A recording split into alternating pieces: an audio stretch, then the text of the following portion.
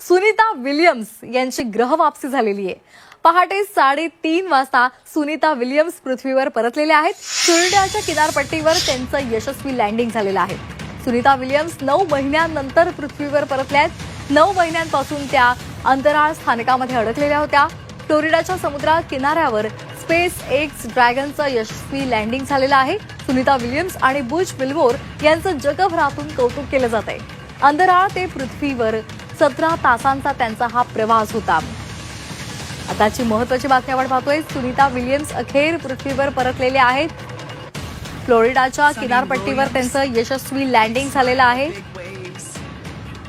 पहाटे 3:30 वाजता सुनीता विल्यम्स आणि त्यांचे सहकारी विल्मोर हे पृथ्वीवर परतलेले आहेत। 9 महिन्यांपासून त्या अंतराळ स्थानकामध्ये अडकलेल्या होत्या आणि तेव्हापासून त्यांच्या परतीसाठी प्रयत्न केले जात होते।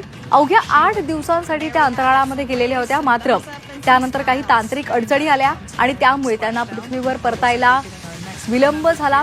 अनेक प्रयत्न केले गेले, मात्र त्यामध्ये यश आलं नव्हतं। मात्र अखेर स्पेस एक्सनं पुढाकार घेतला आणि त्यांना 9 महिन्यांनंतर अंतराळ स्थानकातून पृथ्वीवर सुखरूपपणे परत आणलेलं आहे।